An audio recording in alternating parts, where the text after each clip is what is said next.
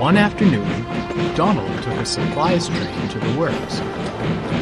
Henry, awaiting final repairs on his tender, smiled warmly. "Hello, Donald. How is everything? Dudley getting on all right?"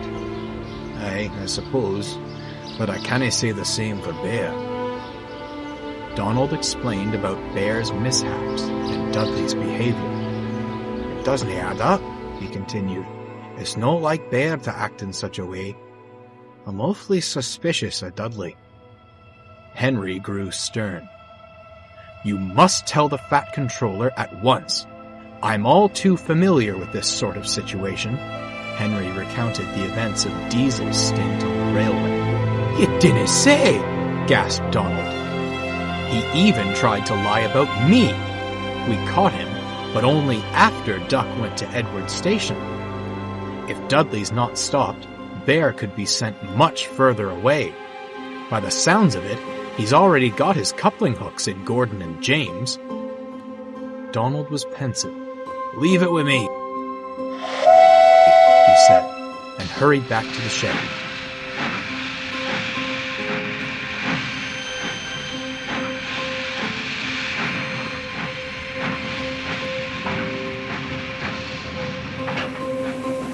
When Donald returned, he found Bear all alone, staring solemnly at his buttons.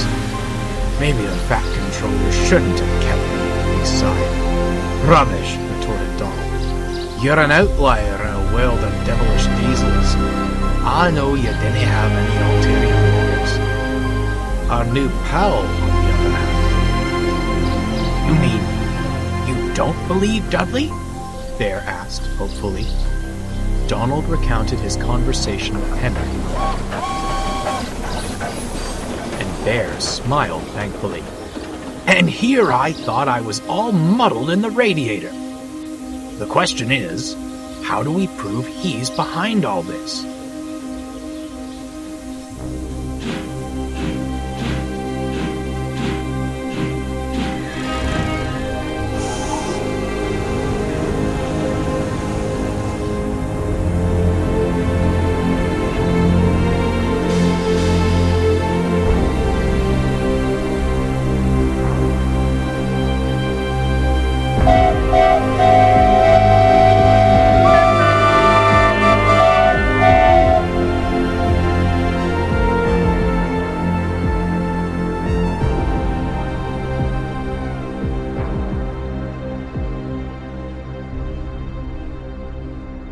The next day, Dudley was dozing at the shed.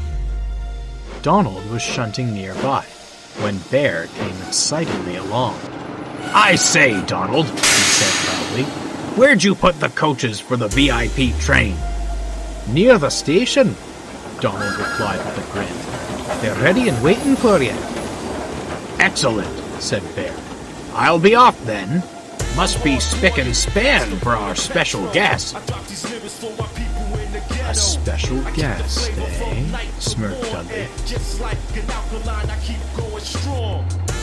Bear was waiting in a siding for his driver to return, pretending to be asleep.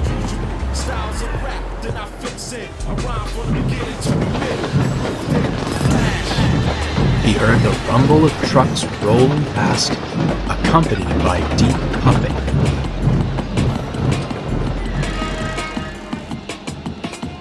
When the sound died away, he opened one eye. The trucks sat on the points, blocking him in. "Worked like a charm," he chuckled to himself. Meanwhile, Dudley skulked around the sidings by the big station.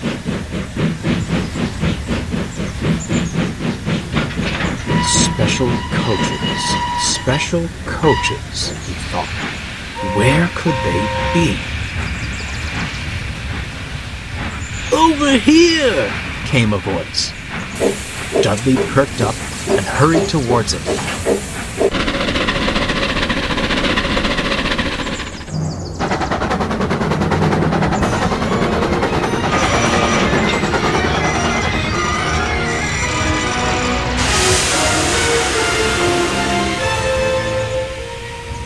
Into a siding he swerved, and waiting for him was Hello, grinned Toad.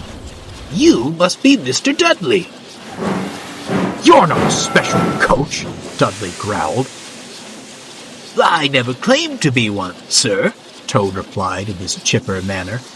Were you looking for some? There's meant to be a VIP train, snarled Dudley, and I'll be the one to take it. A VIP train? That does sound thrilling. Dudley looked back in amazement. There was Bear. You? Dudley gritted. How'd you get out of that siding? I helped, said Donald. Question is, how'd you know he was trapped? Well...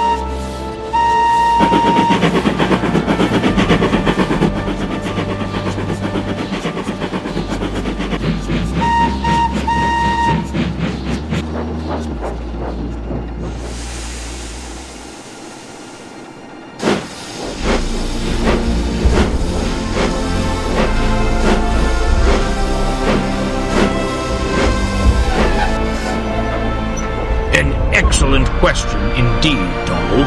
I'm most curious to hear the answer. Well, Dudley, shall we have the truth this time?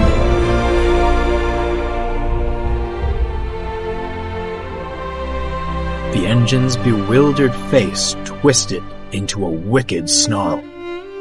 Yes, it was all my doing. I'm still an engine in his prime. Why should I face the prospect of scrap? Oh yes, we've all heard of the sanctuary that is the Fat Controller's Railway. A haven where steam will always have a place. And yet, Dudley trailed off, glaring at Bear. There still appear to be rats among us.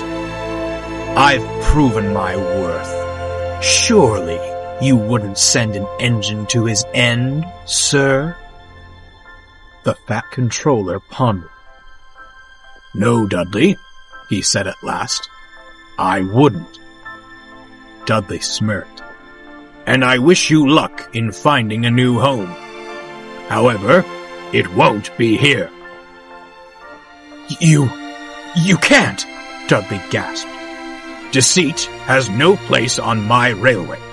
I welcome any engine, steam or diesel, who shows that they are both useful and honest in their work. I hope you learn to change your ways. Perhaps then you will find what you seek. I politely ask that you leave at once. There was silence. Donald and Bear stood with bated breath. At last, Dudley gave a sinister smirk. Perhaps this railway isn't any different after all. You call this deceit? My dear sir, it is survival. The only thing that matters in the age of scrap. Well, you've won the battle, but not the war. I'll take my leave at your request, but you will remember me.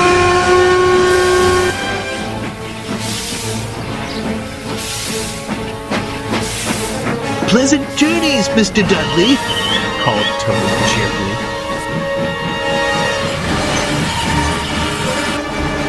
Dudley gritted his teeth.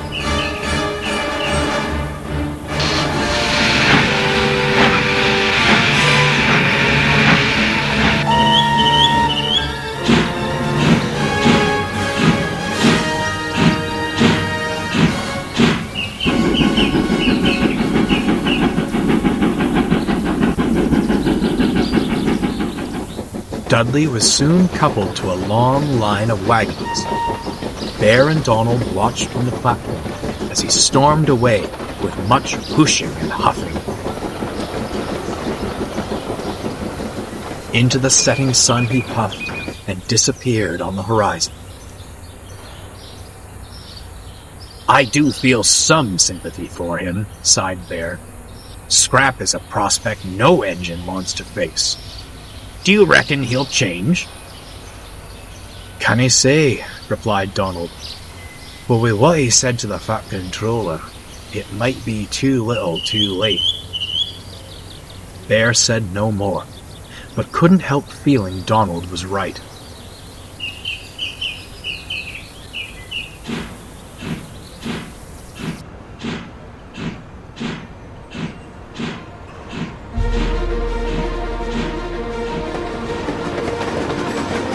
Life returned to normal on the Fat Controller's railway.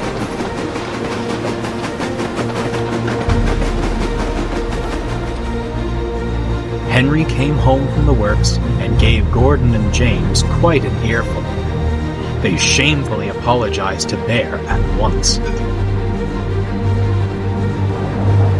Bear was a much happier engine after that. He worked hard and always lent a wheel to engines in need.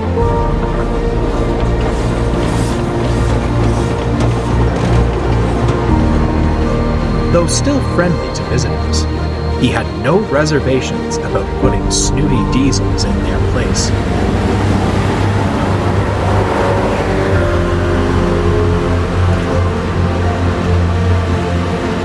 The steam engines agreed that made him very useful indeed.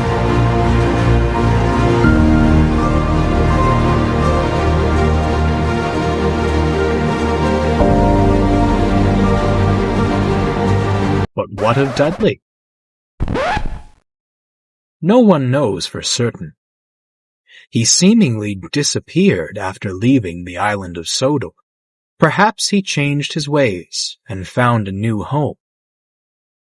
Many diesels on the other railway will tell you that, on misty nights, the hoarse puffing and deep whistle of a steam engine can be heard rumbling through on its way to the Fat Controller's railway. I wonder if the diesels are right. Don't you?